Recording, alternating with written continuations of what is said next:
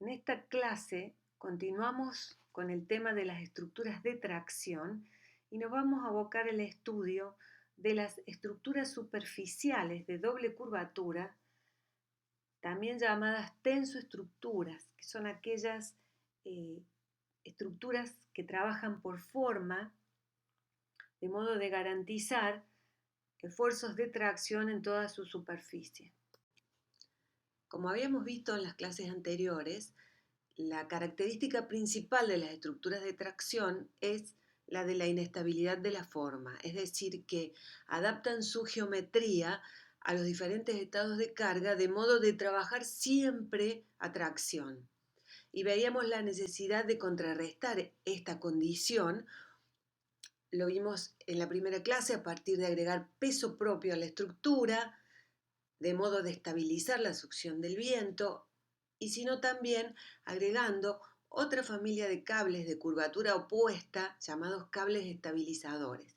Vimos cómo se conformaban estructuras en el plano y si nosotros considerábamos a esas dos familias de cables de curvaturas opuestas vinculadas entre sí y entrecruzadas, estábamos definiendo una superficie que necesariamente tenía que tener doble curvatura para garantizar el estado de todos sus hilos o sus cables en tracción pura.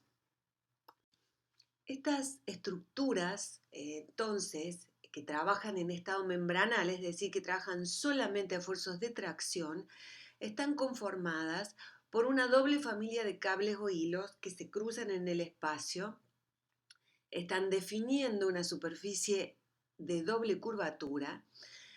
¿Qué significa esto? Que frente a cualquier sección en esa superficie, cada punto pertenecerá a dos curvaturas contrarias. De este modo, frente a un cambio en las condiciones de funcionamiento de la estructura, es decir, un cambio en los estados de carga, está garantizada el funcionamiento de tracción de todos los elementos que conforman estas superficies estructurales. Para que se cumpla esta condición, es necesario imprimirle al sistema una tensión previa. Esto significa que se le imprimirá al sistema una tensión inicial de modo de garantizar que siempre los cables que pertenezcan a cualquiera de las dos curvaturas estén trabajando a tracción sin aflojarse. Para ello es necesario aplicar al sistema una tensión inicial o previa cuya magnitud sea igual o mayor a las tensiones que generarán cualquier sobrecarga variable que pueda actuar sobre la estructura a lo largo de su vida útil. ¿Y cómo se le imprime esa tracción previa? Se le imprime justamente a través de esa familia de cables de curvatura convexa, es decir, opuesta a la curvatura de los cables portantes, y mediante la utilización de gatos que tomarán en los puntos de fijación de estos cables y le imprimirán a cada uno de los cables que conforman el sistema una tensión inicial que ya fue calculada. Esta familia o esta superficie de doble curvatura está conformada por cables o hilos con curvatura positiva o cóncava, que son los cables portantes, aquellos que se van a traccionar frente a las cargas gravitacionales, y una familia de curvatura opuesta o convexa, que serán los que se estirarán o traccionarán frente a la acción del viento cuando tienda a levantar a la cubierta o a la estructura. Es decir, que estos cables tensores o estabilizantes están soportando la succión del viento y además son los que permiten dar esta tensión inicial al sistema para estabilizar su forma. Estas estructuras superficiales que trabajan por forma para mantener un estado simple de tracciones, también llamado estado membranal, deben someterse a las reglas del funicular de las cargas. Lo más importante es garantizar la doble curvatura en toda la superficie, evitando zonas planas que puedan llegar a aflojarse o flamear. Si nos basamos en la geometría general de las superficies de cubierta, podremos obtener numerosas formas posibles que se adapten a las necesidades de proyecto. Todas estas formas podrían considerarse a partir de tres familias básicas de formas. La primera, la del paraboloide hiperbólico, que es una geometría generada por la traslación de una curva parabólica correspondiente a una parábola de segundo grado sobre otra curva también parabólica pero de curvatura inversa. Asimismo, esta superficie de doble curvatura también podría generarse a partir del desplazamiento de una línea recta generatriz a lo largo de dos rectas directrices no coplanares. Esta superficie, que se denomina superficie reglada porque puede generarse a partir de líneas rectas, la volveremos a ver más adelante cuando veamos estructuras superficiales de compresión, debido a que esta condición de ser generada a partir de líneas rectas facilitaría la construcción de encofrados en el caso de trabajar con estructuras rígidas como son las cáscaras. La otra forma básica es la de esas superficies generadas a través de la rotación de una curva generatriz alrededor de un eje. Este eje puede cortar a la curva o ser externo a ella y de esta manera generar diferentes configuraciones geométricas que estamos denominando conoides. Esta superficie consigue puntos que pertenezcan a las diferentes curvas y la superficie se va a materializar mediante cables formando una malla con una familia de cables según líneas meridianas y otra familia de cables según líneas curvas paralelas que van a intervenir en el equilibrio global del sistema. Y otra variación de estas superficies de doble curvatura, muy similar a la generada por las curvas parabólicas, es la de las curvas o superficies de doble curvatura generada a partir de la traslación de una curva de arco que se desplaza en forma paralela a lo largo de otra curva directriz, de modo de verificar la existencia de ambas familias de cables de curvatura opuesta. Vamos a ver ahora cuáles son los elementos básicos de un módulo tipo de tensoestructura. En primer lugar, habíamos dicho las familias de cables de curvatura opuesta. El cable portante es aquel que se tracciona frente a las cargas gravitatorias y el tensor o estabilizante, que es el cable que se traccionará frente a la succión del viento sobre esta superficie, que es una acción que tiende a invertir el sentido de la forma y el sentido de los esfuerzos en los cables.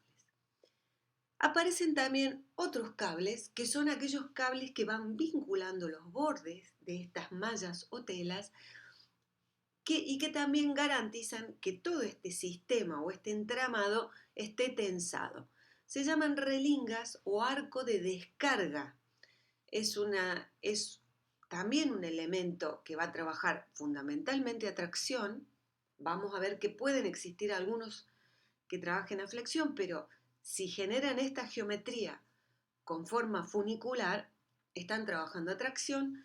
Se llaman relingas y son también cables que vincularán los puntos altos y puntos bajos de apoyo de estas superficies, tensando la tela, tensando estas dos familias de cables que arman la tela o la malla. También aparecen los mástiles y los tensores, que son los que permiten materializar esos puntos altos para garantizar que se define una doble curvatura. Como vamos a ver enseguida, puede haber otros elementos que nos permitan definir puntos altos, aunque en general La estructura tipo de los soportes es esta que vemos, conformada por un mástil a compresión y dos vientos o tensores a tracción, que son los que estabilizan el tiro horizontal de las telas y que además brindan la estabilidad espacial al mástil que está trabajando solo a compresión. Y como dijimos, para que esta estructura defina esa doble curvatura, será necesario tener apoyos en puntos altos, pero también apoyos en puntos bajos, que son los puntos de anclaje o fijación de los cables tensores. Como vemos aquí, aparecen estos elementos que permiten materializar los puntos altos y que están conformados por un elemento a compresión que trabaja como puntal, como biela a compresión. Generalmente estos elementos están articulados en su base y están estabilizados mediante un sistema de cables o tensores que en general siempre son dos para garantizar la estabilidad espacial. ¿Por qué es importante remarcar que en general los mástiles están articulados en su base y por eso necesitan el sistema de tensores? Porque en general en esos puntos altos el tiro de estas membranas es muy importante. Y si nosotros consideramos un apoyo empotrado en la base, estaríamos generando un momento de empotramiento muy grande que en algunos casos será imposible materializar con una base común, pero que además está generando un aumento en el costo de la estructura y que se puede resolver mediante el agregado de estos tensores que son los encargados de estabilizar el sistema. Pero por otro lado, este tipo de estructuras, como vamos a ver más adelante, tienen un proceso de montaje en obra que va generando la necesidad de que los elementos de apoyo estén tomando diferentes posiciones o inclinaciones a lo largo de todo el proceso hasta tener el tensado final de toda la estructura. Inclusive a lo largo de su vida útil son estructuras que también van a tener deformaciones importantes y por eso es conveniente que estos elementos estén articulados en la base de modo de que esos puntos de unión con las fundaciones acepten ciertos giros relativos de modo de eliminar tensiones sobre los elementos de fundación. Vemos también que existe la posibilidad de que esos mástiles puedan llegar a estar de alguna manera empotrados, siempre y cuando, como vamos a ver en algunos ejemplos, las magnitudes de los esfuerzos sean pequeños y quizás estemos hablando de mástiles o elementos a compresión de poca altura, porque como vamos a ver en algunas situaciones, los puntos de apoyo bajo también pueden estar conformados por este trípode de mástil y tensores. Y aquí vemos algunas geometrías de esos elementos.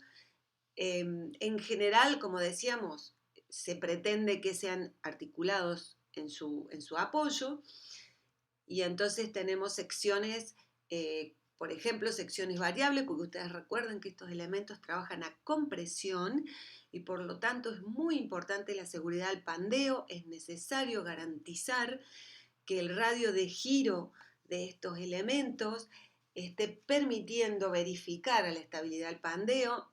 Consideren que son elementos muy esbeltos, de gran altura y que tendrán una tensión de compresión importante y en ese caso se puede aumentar la sección, puede ser una sección variable que aumente al centro de modo de garantizar la estabilidad del pandeo o se puede pensar en la conformación de un sistema reticulado, un reticulado clásico con barras que trabajan a tracción o compresión y elementos diagonales, o si no, un reticulado tipo viga con tensores, en donde aparezca el elemento central a compresión y aparezcan una serie de puntales o separadores a compresión que vinculan a un sistema de tensores, de modo que frente a cualquier situación que tienda a generar una deformación debido a la inestabilidad del pandeo,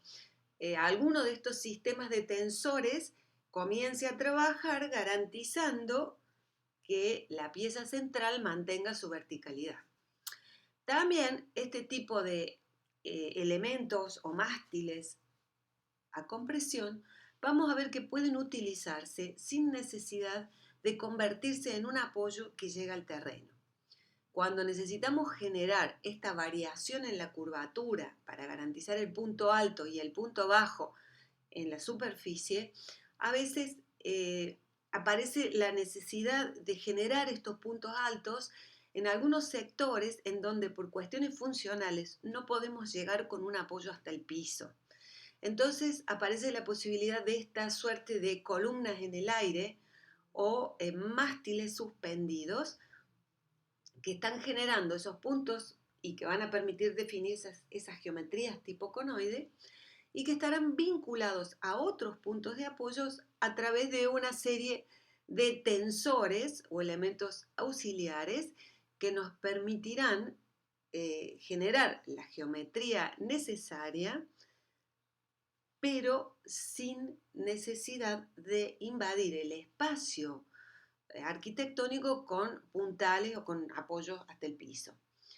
Como vamos a ver, muchas veces esos puntos o esos elementos que llegan a la membrana necesitan también de algunos elementos accesorios, porque en esos puntos de altura máxima se generan tensiones muy importantes en la tela y a veces es necesario el agregado de otro elemento para reducir o distribuir esas tensiones. Habíamos visto también esos cierres o elementos de borde que definíamos o denominábamos relingas. Estos elementos están reforzando el borde, pero además son los que están recogiendo los esfuerzos de la tela y transmitiéndolas a los puntos de apoyo o cimentaciones en función de cómo esté diseñada esa estructura. Los cables que se van a utilizar dependerán en cierta forma de la geometría que tengan estas estructuras y también de las dimensiones. Estas relingas es importante sí destacar que son cables que adoptan curvaturas funiculares para el estado de cargas que le van a transmitir estas mallas o telas de doble curvatura. El trazado de estas relingas y su construcción es fundamental para el funcionamiento adecuado de la cubierta porque permitirá garantizar que la superficie completa esté trabajando en tracción y que no se produzcan partes de arrugas o donde se afloja la estructura. Es importante en este sentido, en el tema de la posibilidad de que aparezca alguna arruga, considerar las uniones de relingas. Esos elementos son elementos muy particulares, vamos a volver sobre eso cuando veamos cómo se conforma desde la generación de la forma hasta la construcción de una tensoestructura, pero es importante pensarlo como si nosotros estuviéramos confeccionando alguna prenda. Los puntos de cruces, de cambios de direcciones, las esquinas, siempre son las situaciones más conflictivas para resolver. Es necesario hacer un molde especial para evitar que se produzcan arrugas allí. Y en este caso, en el caso de los bordes, de las llegadas de las relingas o esquinas, pasa lo mismo. Entonces es necesario definir soluciones especiales o mediante el aplicado de alguna pieza rígida, como vemos aquí en las figuras de abajo, que es alguna planchuela rígida de borde o alguna pieza de esquina que tome la tela y garantice su tensado, o mediante la generación de otra geometría allí, un corte que impida que toda la tela llegue a un punto y se arrugue. Entonces se generan como unas piezas de borde hasta llegar a los elementos de unión de todos los cables, que en general son piezas de acero. Respecto de los puntos bajos, como habíamos visto la semana pasada, también estarán materializados con fundaciones que resistan el arrancamiento. Es simplemente recordarles lo que vimos la semana pasada. Estos sistemas con tensores tienen apoyos que son anclajes, es decir, son fundaciones que deben resistir el arrancamiento que le generan los cables o tensores que están llegando a ellos. Son los apoyos que anclan la estructura y que garantizan que el sistema esté trabajando completamente en tracción.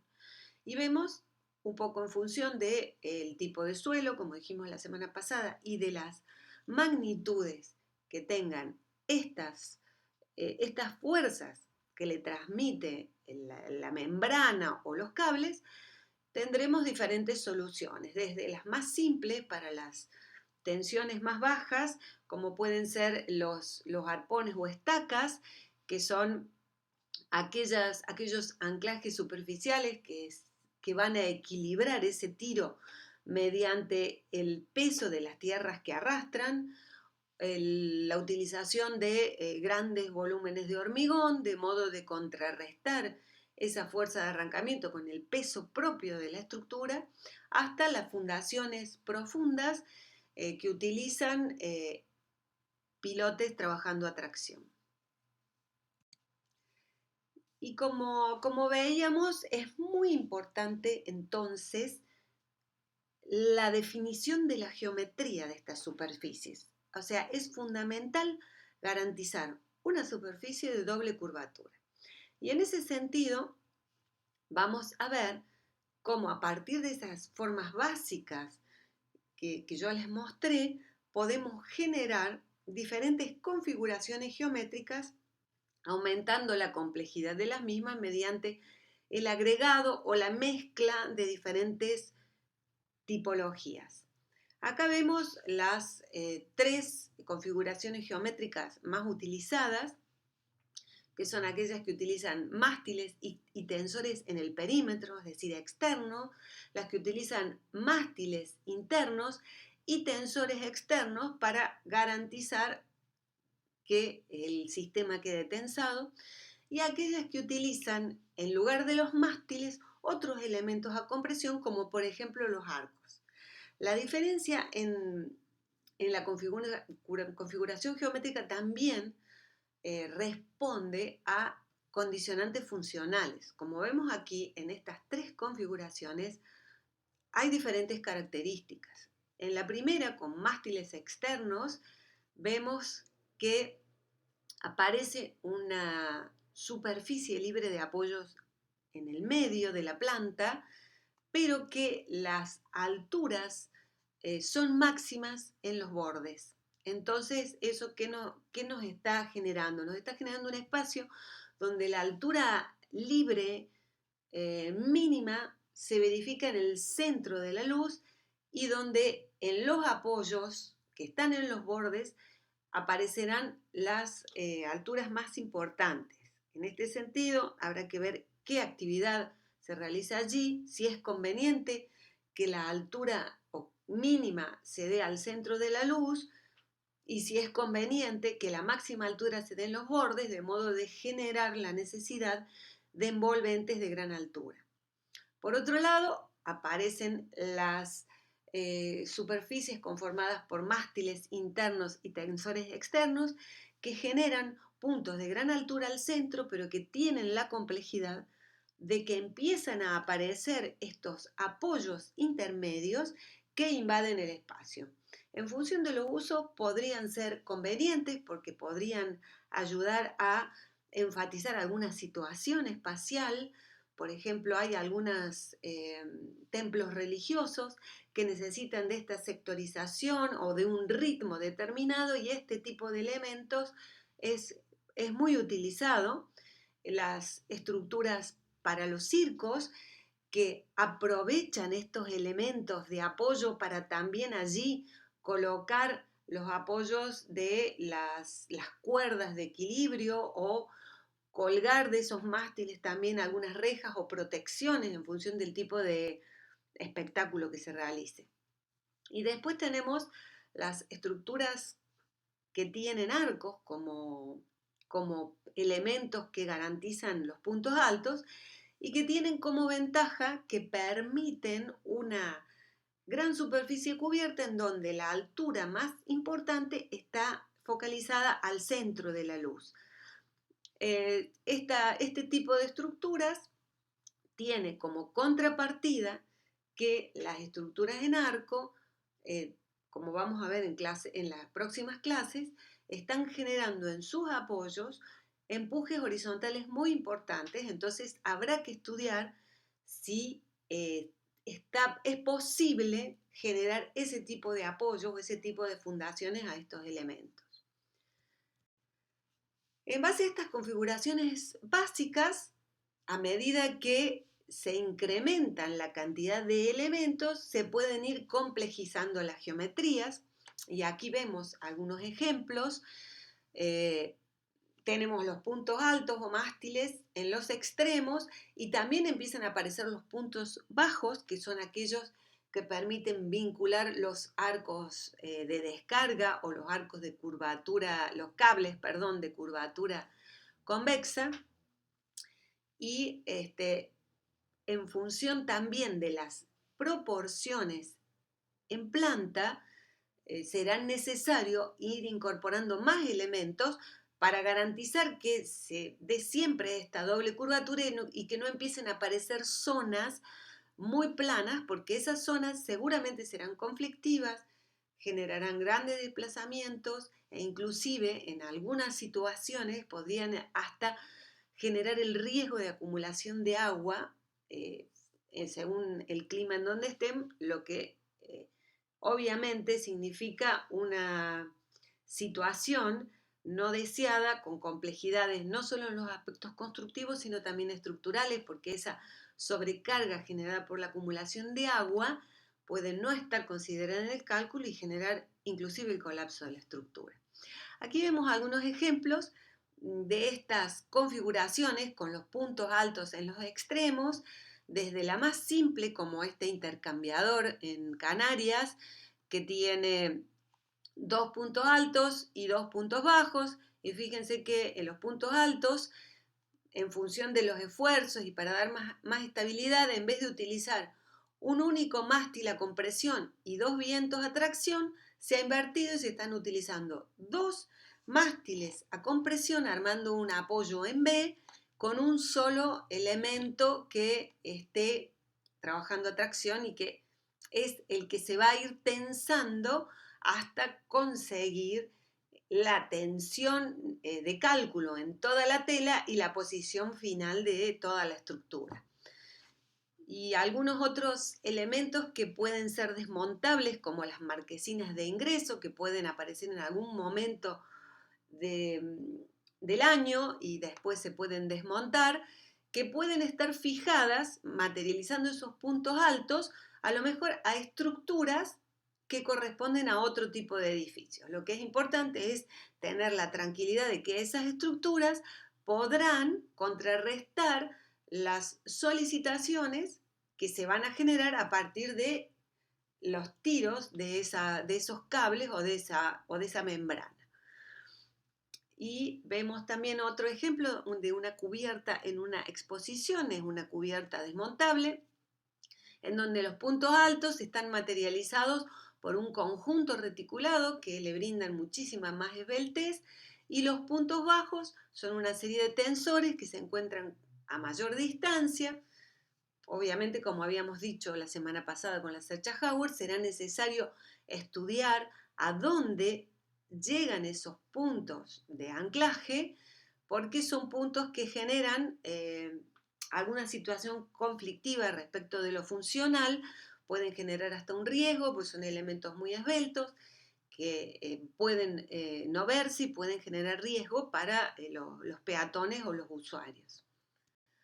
Con respecto a las estructuras que están conformadas con arcos de compresión dominante en lugar de mástiles, también la posibilidad de ir aumentando la cantidad de elementos genera una mayor complejidad en la geometría resultante. Aquí empiezan a aparecer entonces la necesidad de generar mayor número de arcos de descarga o de relingas, de modo de garantizar que las tracciones se verifiquen en todos los puntos de esta superficie. En estos ejemplos de estructuras con arco como soporte que materializan los puntos altos, vemos el umbráculo para la Expo de Sevilla, que es una cubierta que se conforma con 4 arcos perimetrales, que además constituyen un borde rígido para fijar la membrana.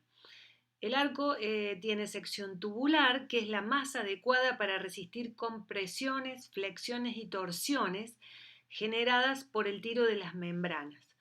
La membrana se separa de ese borde rígido que define el arco y está tomada mediante accesorios de fijación. Asimismo, para lograr la doble curvatura en la superficie, aparecen 2 cables dispuestos diagonalmente que tienen curvatura convexa y que garantizan el tensado de la membrana. Esta situación está generando la necesidad de colocar barras a compresión puntales entre los arcos que impidan que estos se junten por efecto de la tensión de la membrana. En el edificio para investigación, que está sobre la esquina superior derecha, vemos la estructura de cubierta conformada por una serie de arcos paralelos, todos de diferente altura y luz. Son arcos reticulados espaciales con una sección de conjunto apta para tomar flexiones y torsiones que pueden aparecer por diferencias de tensión en la tela. Además, por las dimensiones que tiene esta estructura, es necesario pensar en que estos arcos estén generados a partir de este conjunto de barras. Sobre los arcos se toma la tela y las relingas que van a recoger los cables tensores o de curvatura convexa garantizan la tensión de todas estas superficies y transfieren los esfuerzos a los apoyos. En los bordes, llegando a los bordes de toda esta cubierta, serán necesarias las membranas en los extremos, membranas tensadas, que garanticen la estabilidad de los arcos y su posición vertical. En el ejemplo de Japón, que está aquí en la esquina inferior izquierda, la estructura está conformada por 3 arcos no paralelos. Hay un arco central que está vertical y 2 arcos a sus costados inclinados. Estas inclinaciones generan la necesidad de colocar arcos longitudinales de estabilización.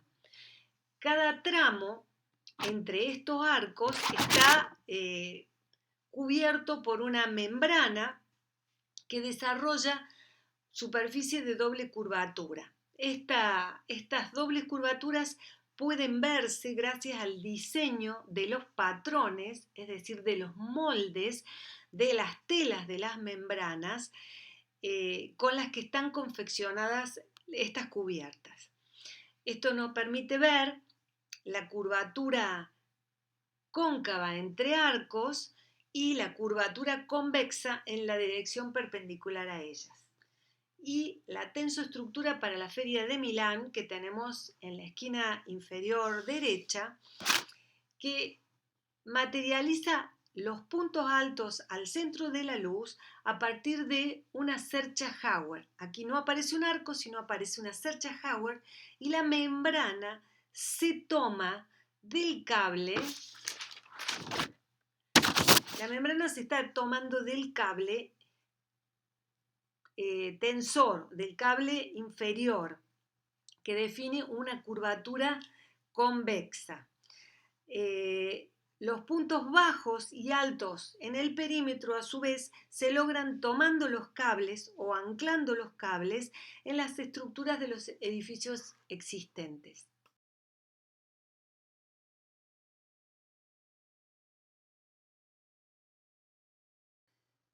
Y por último, las configuraciones a partir de estos mástiles intermedios que caen en el espacio central y que definen estas geometrías de conoide. Como vemos aquí, habíamos hablado la forma de generación del conoide a partir de una línea vertical, y esta forma se genera a partir de una generatriz parabólica o curva por rotación alrededor de ese eje. Aquí se garantiza que en cualquier parte de la superficie se verifiquen esta doble familia de cables de curvaturas opuestas. Y existen diferentes posibilidades de manipular la geometría mediante el cambio de inclinación del mástil o de la línea generatriz, trabajando, vinculando varios mástiles diferentes de diferentes alturas, pensando también en cómo serán las condiciones de apoyo perimetral de la tela. Tenemos diferentes posibilidades, como vamos a ver en los ejemplos a continuación. Aquí vemos los bordes de una estructura así conformada. Vemos cómo se ven esos apoyos intermedios que están generando esta superficie de conoide y cómo los puntos bajos o puntos de anclajes están en los extremos. Si vemos aquí, allí vemos los tensores que son los encargados de anclar o fijar la estructura, garantizando que toda la superficie esté trabajando a tracción. Estos apoyos son apoyos sumamente deformables, porque la geometría o la inclinación del tensor siempre va a responder a la geometría de la membrana, y frente a algún cambio en el estado de cargas, más allá de que la estructura trabaje en tensión, aparecerán deformaciones importantes. Entonces, estos apoyos en general son apoyos muy deformables. Cuando pensamos en superficies por donde podrá circular gente y estos puntos de apoyo están muy próximos al lugar por donde circulan las personas, es necesario considerar o estudiar cuáles serán las deformaciones, de modo de diseñar siempre del lado de la seguridad, ¿no? Para evitar que estos cambios de la posición de los elementos o la inclinación de los tensores no genere algún riesgo para la persona o algún problema constructivo. En ese caso, entonces, se pueden utilizar otro tipo de apoyos bajos también, como el que vemos aquí, en donde la tensión o el tiro que le está generando la membrana se va a descomponer en un esfuerzo de compresión en un elemento más corto que funciona también como puntal y que le permite desviar esas tracciones a dos tensores laterales, por un lado modificando la inclinación de la llegada de esos tensores, lo cual a veces, y la posición, lo cual a veces es necesario por una cuestión funcional también, pero por otro lado, la aparición de este trípode genera una mayor estabilidad en la posición de ese apoyo bajo, porque va a ser menos deformable que aquellos que están solamente definidos por un tensor. Por otro lado, estos conoides también pueden ser definidos a partir de un punto alto, pero no es necesario que ese punto alto esté materializado por un mástil. Podría ser, como en este caso, que pensemos en que esos mástiles o puntos altos estén perimetrales y que a través de tensores nosotros logremos levantar el punto que nos permita definir la geometría del conoide. Este caso es una cubierta muy pequeña, de pequeña escala. Entonces, fíjense ustedes cómo se lleva a las esquinas, a los elementos de altura. De allí se colocan unos tensores para levantar el punto central de la cubierta, garantizando la doble curvatura, generando ese como el punto más alto de la superficie. Y esa tensión que le están dando los cables, también llegando al apoyo, está generando un esfuerzo de flexión en los mástiles. Por eso fíjense que los mástiles no son un único elemento, un único tubo que trabajaría muy bien a compresión, sino que empieza a tener un cambio en la sección, un aumento en el momento de inercia mediante el agregado de estos elementos cortos a compresión y de tensores. Arma como una especie de viga atirantada pero colocada en vertical y tiene el máximo momento de inercia en el punto en donde vincula esos elementos horizontales, que es el punto en donde va a haber una flexión importante. Por otro lado, vemos que también esta tela está llegando a bordes rígidos. Son bordes que no permiten esta curva de descarga que veíamos con las relingas. Entonces estos bordes rígidos obviamente que van a estar trabajando a flexión. El recurso que se utiliza, porque ustedes fíjense que ese borde es un tubo muy pequeñito, de muy pequeña sección, que seguramente no tendrá mucha capacidad resistente a flexión. Entonces el recurso que se utiliza es el agregado de estos arcos de descargas o relingas en la misma tela, es decir, la tensoestructura llega hasta el punto en donde se puede colocar este arco de descarga que por tracción transmitirá los esfuerzos que está tomando de cada uno de los hilos de la tela hasta las esquinas, que son los apoyos. Y queda entonces una parte de la tela que estaría trabajando solamente como cierre. Se me pasó la diapo, les pido disculpas. Y en esta vamos a ver otro tema que es muy importante, que es el tema de poder utilizar estas geometrías, estas formas de conoides, sin la necesidad de llegar hasta el terreno con un mástil. Entonces aparecen esta suerte de mástiles suspendidos, que también se llaman columnas en el aire, lo van a ver como en algunas publicaciones, que están generadas a partir de elementos de compresión, que son los puntales, y elementos de tracción, que son esos tensores que están estabilizando y garantizando una posición de todo el sistema. Esos tensores obviamente deberán vincular estos puntales a apoyos altos.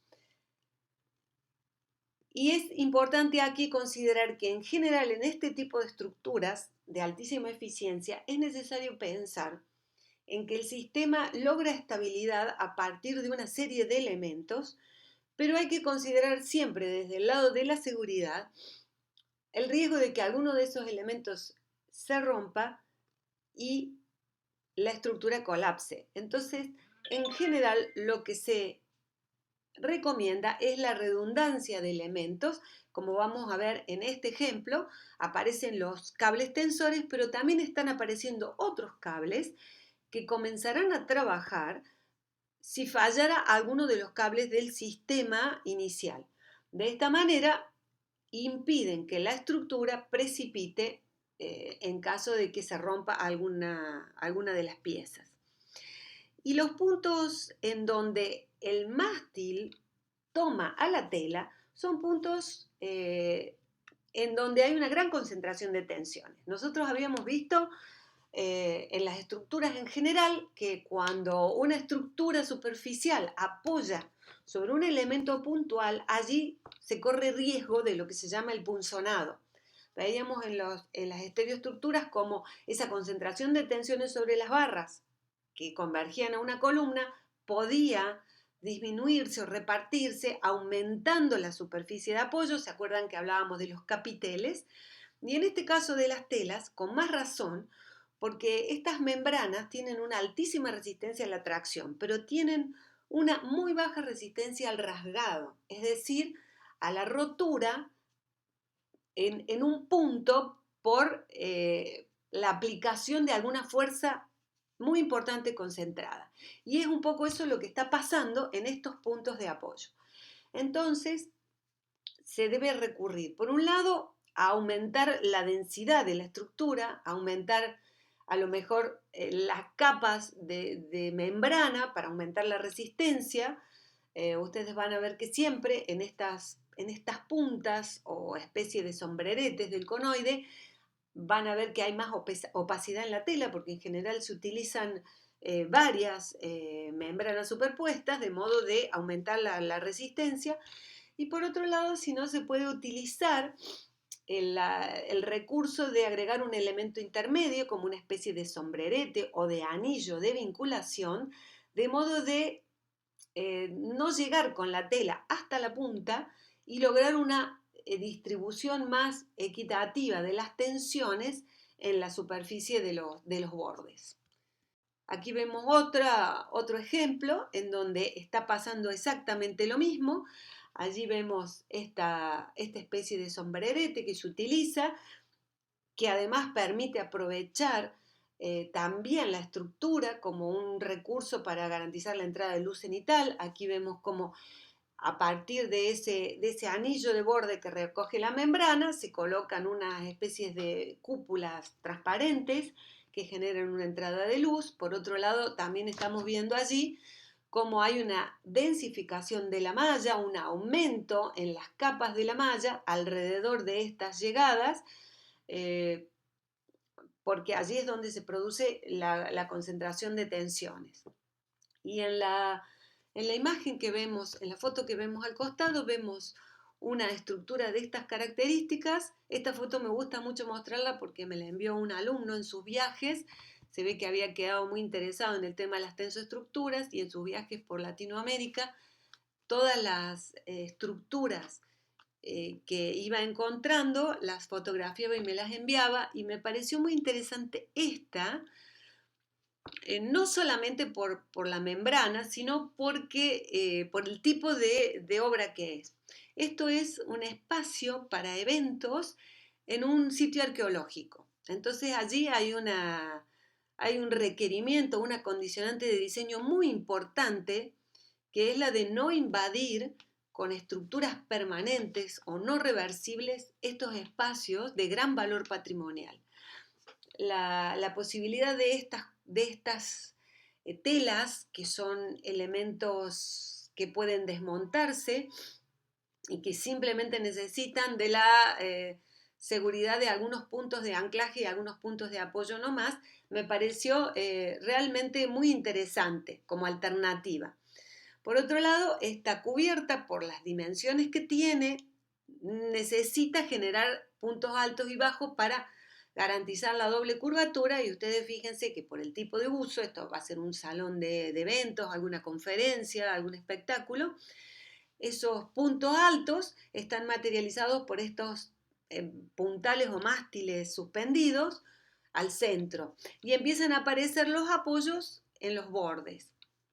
Y vemos apoyos que están generando puntos altos de la malla o de la membrana, pero también vemos algunos apoyos que están generando puntos bajos. Y fíjense,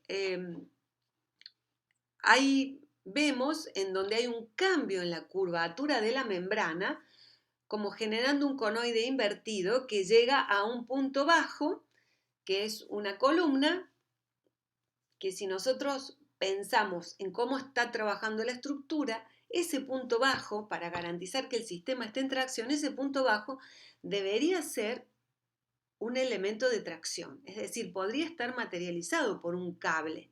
Sin embargo, aquí vemos una suerte de columna que tiene un diámetro importante. Y eso sucede porque en este tipo de cubiertas también debemos considerar el tema de la evacuación de las aguas. Debemos considerar los desagües. Y estos puntos son puntos bajos en donde van a escurrir las aguas. Por lo tanto, la geometría de ese apoyo es una geometría que va a estar trabajando a tracción, pero que incorpora un desagüe pluvial también. Por eso la dimensión de la columna en realidad no es una columna, sino es un desagüe pluvial, y alrededor de ese desagüe pluvial están localizados una serie de tensores que son los que garantizan que ese elemento esté en tensión permanente. La estructura que vamos a ver ahora es la cubierta para una feria local en una ciudad de Brasil, que está ubicada en un lote de planta triangular. La cubierta de esta feria es una gran tensoestructura que conforma un pabellón de aproximadamente 3.000 metros cuadrados de superficie. La geometría que tienen estos elementos responde a la necesidad de encontrar un módulo para ajustar la geometría de la planta y por otro lado al deseo de visibilizar el complejo de modo de que el elemento protagónico del conjunto sea esta gran cubierta. La estructura está modulada a partir de una trama hexagonal de 4,80 metros de lado, que es la que permite el ajuste a la forma triangular del lote. La cubierta está constituida por 3 tipos de elementos diferentes. El más frecuente es el de esta tensoestructura de base hexagonal con forma de copa, que tiene esta forma de conoide con el punto más bajo al centro. Es una estructura autoportante de tubos de acero que son los que fijan las membranas y que tendrá un caño de desagüe justo al centro entre la estructura principal.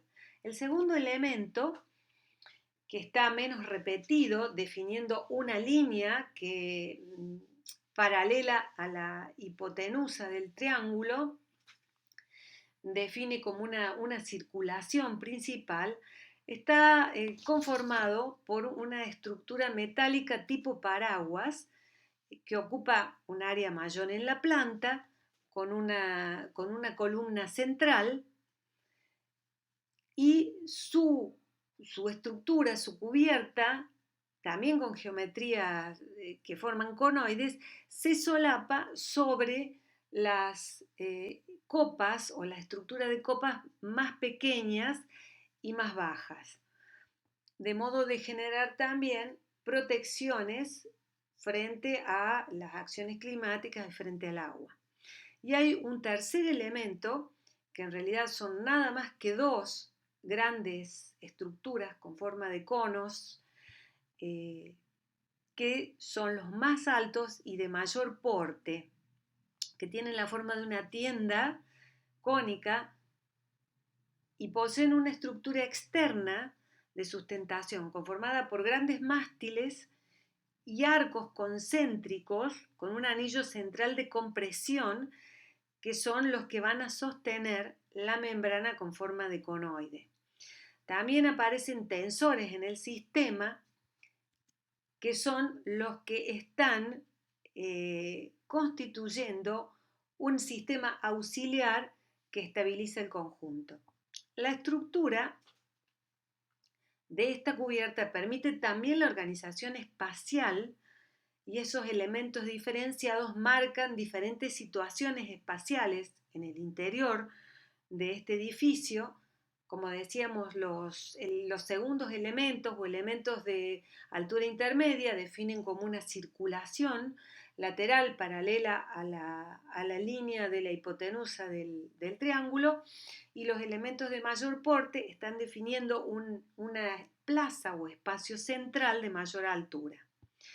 La estructura de cubierta se completa con una membrana de fibra de poliéster revestida con PVC. Las diferencias de altura que se plantean entre los distintos elementos están también permitiendo la iluminación y ventilación natural.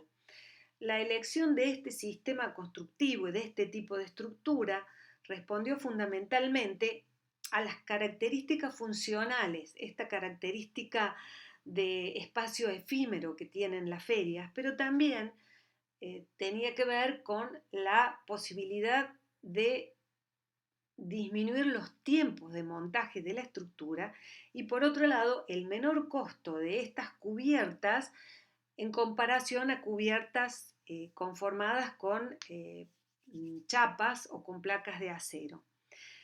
Por otro lado, estas membranas tienen distintos grados de opacidad y la posibilidad de permitir el ingreso de luz natural también se vio como un factor positivo que permitía el funcionamiento diurno sin necesidad de iluminación artificial.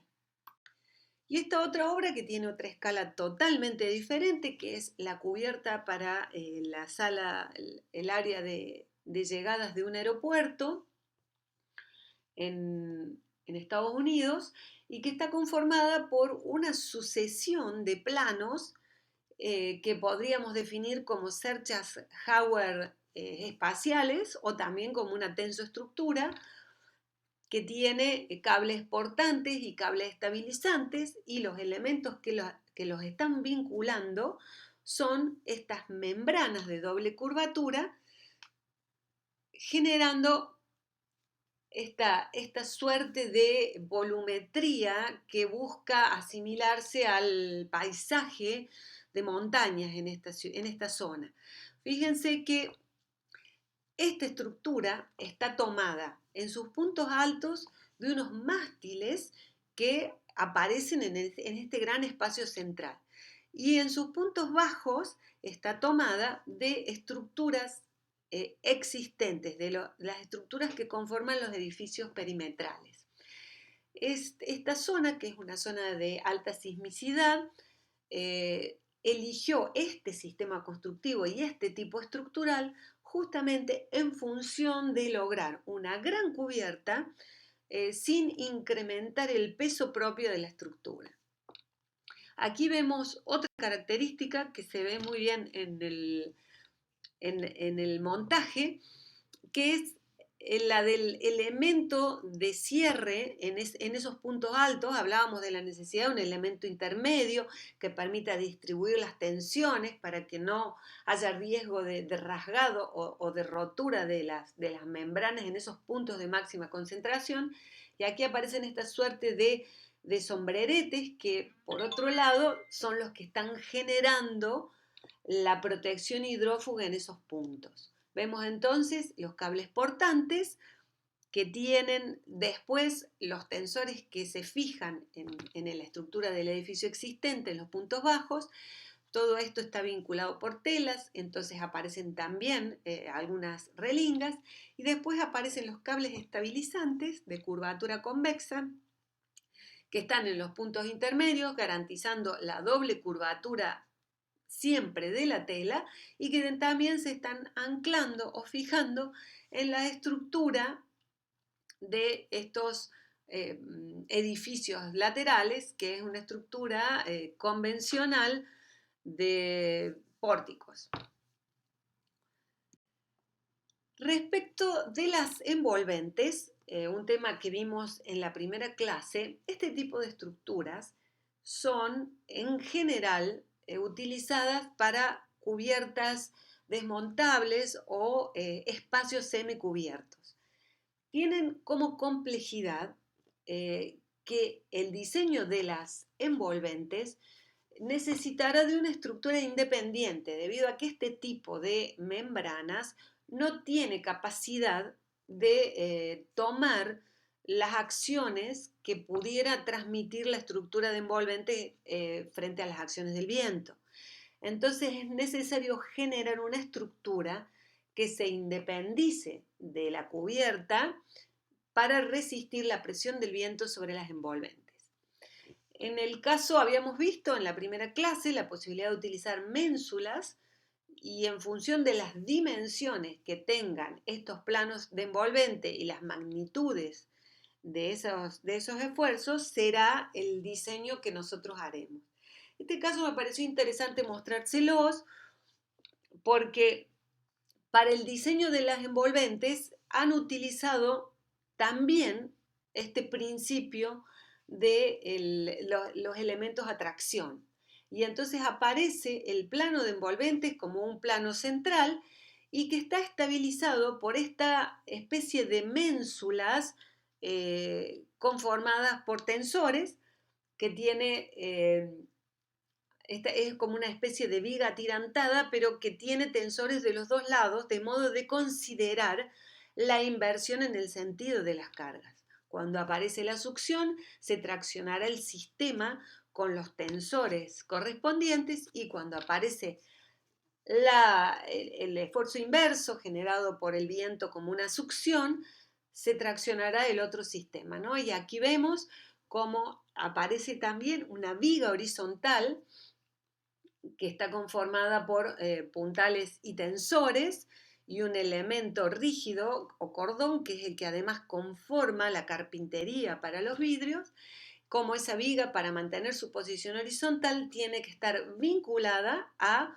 otro sistema de tensores y cómo empieza a armarse esta geometría que si la vemos está trabajando como una ménsula, garantizando siempre además que esté vinculada al sistema de fundaciones o vinculada a otro sistema estructural existente de los edificios ya construidos, de modo de garantizar el equilibrio de todos los elementos.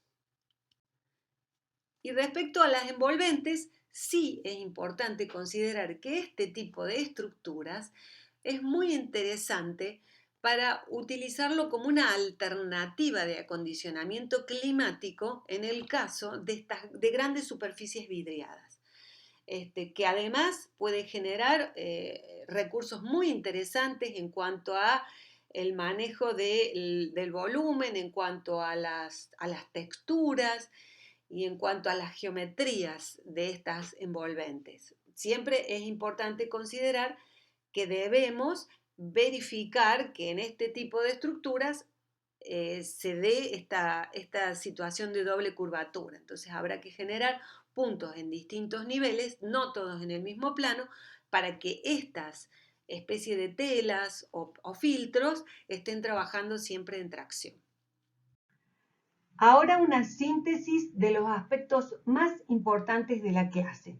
En primer lugar, el concepto de tensión previa, que es una solicitación inicial que se le aplica al sistema para garantizar que cables y membrana trabajen en tracción. Esta tensión aplicada deberá ser mayor que las tensiones que generen cargas de servicio que pudieran aflojar el sistema y se aplica mediante una doble familia de cables de curvaturas opuestas. Esta familia de cables está conformada por los cables portantes que definen curvatura cóncava y se traccionan con las cargas gravitatorias. Estos cables deberán estar tomados en puntos altos. Y los cables estabilizadores que definen una curvatura convexa estabilizan el sistema frente a las acciones generadas por la succión del viento y deberán estar fijados en puntos bajos o puntos de anclaje. La doble familia puede estar conformada por cables o por membranas textiles, también denominadas tensoestructuras. Las geometrías básicas utilizadas para la generación de la forma podrán combinarse para el diseño de estas tensoestructuras. Destacamos la importancia del diseño de los apoyos en estas estructuras superficiales de tracción. El diseño de los apoyos que definen puntos altos, que son aquellos que toman los cables portantes y deberán resistir importantes esfuerzos de compresión y equilibrar el momento de vuelco generado por el tiro horizontal de cables y membrana. Estos apoyos se materializan con mástiles a compresión estabilizados con vientos tensores, con arcos o con otro tipo de planos resistentes verticales como planos triangulados o pórticos. También podrían fijarse a la estructura resistente de edificios existentes. Y también están los puntos bajos que definen la curvatura convexa y que son puntos de anclaje de los cables estabilizadores, vientos y relingas. Deberán vincularse a estructuras de fundación con capacidad de resistir el arrancamiento y según sus dimensiones y la magnitud de las fuerzas actuantes pueden incorporar puntales a compresión o pequeñas ménsulas para controlar las deformaciones de cables y membrana.